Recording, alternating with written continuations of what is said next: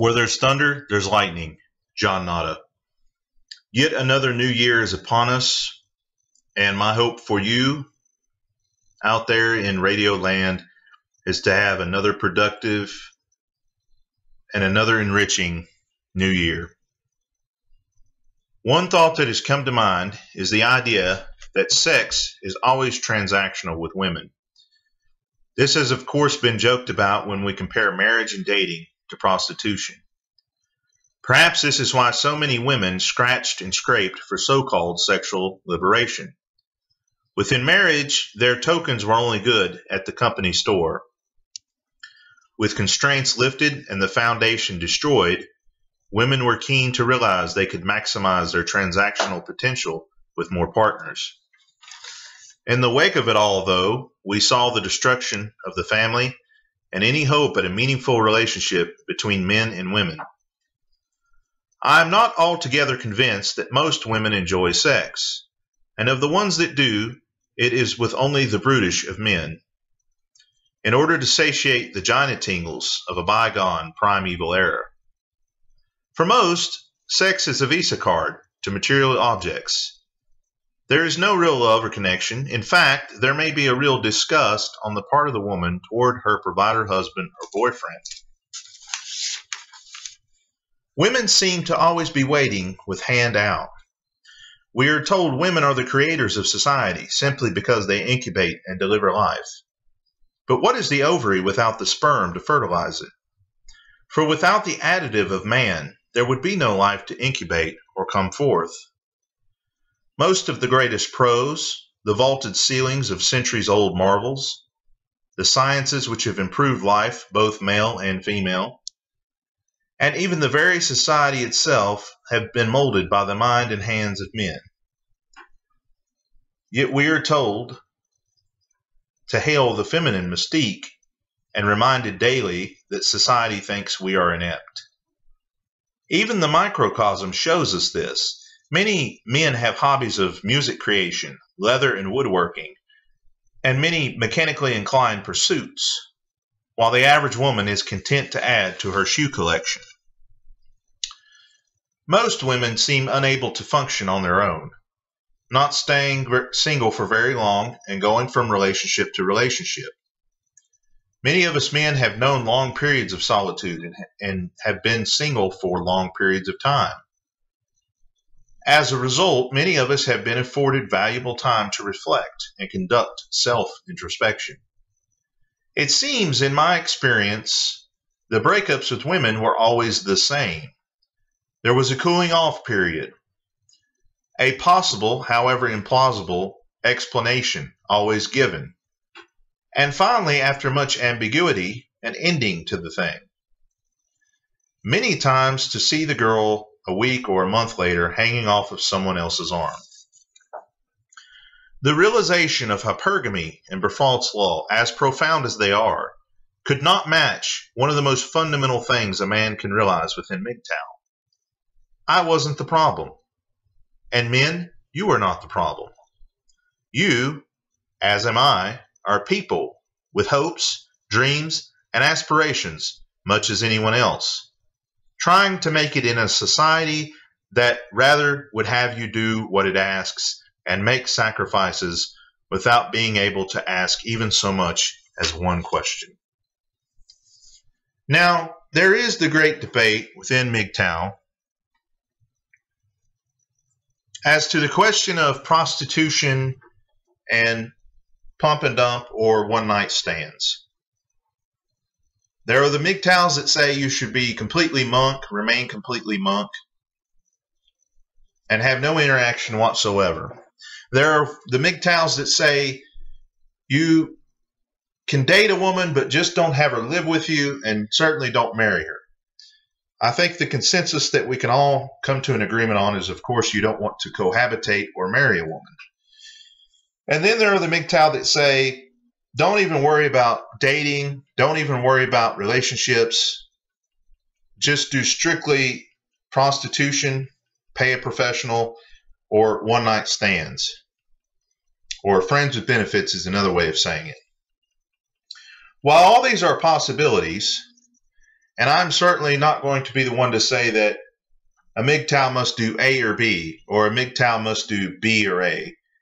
Because to suggest that a Mgtow should and must do anything is to create a supernova situation wherein Mgtow collapses in upon itself and ceases to be Mgtow.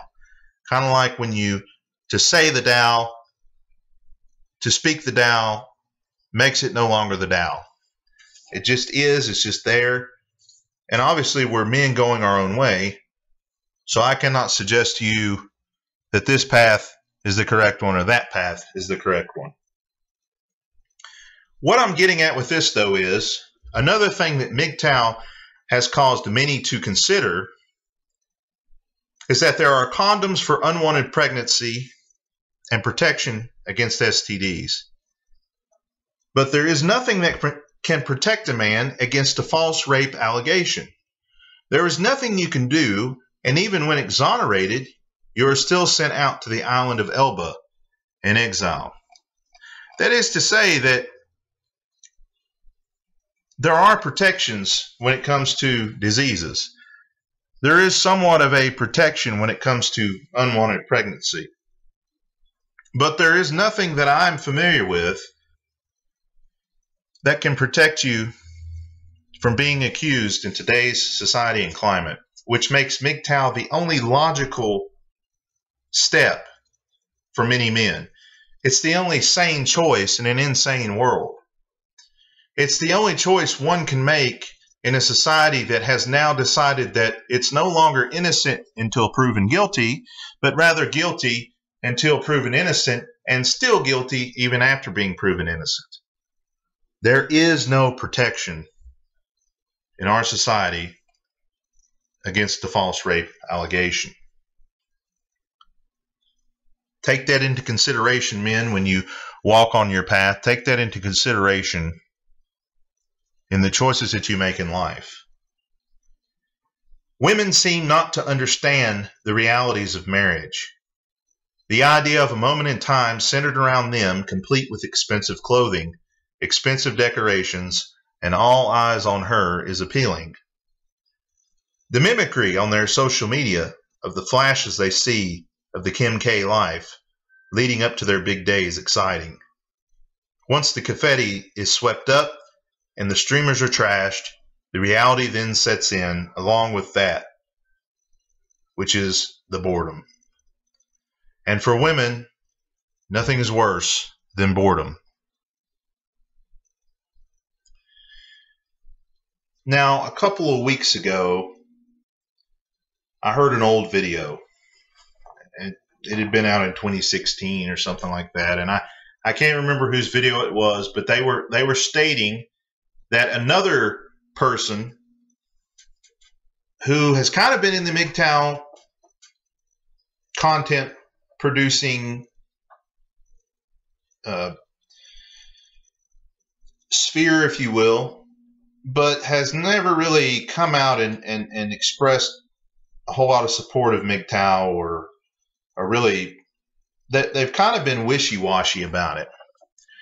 That's not so important as to what was said in the video, which is the person was quoting the other person as saying, by the end of the year 2016, Mgtow will not be a thing. Mgtow will have petered out. Mgtow will have burned out, and it will no longer, it's just going to go the way of a lot of these other things.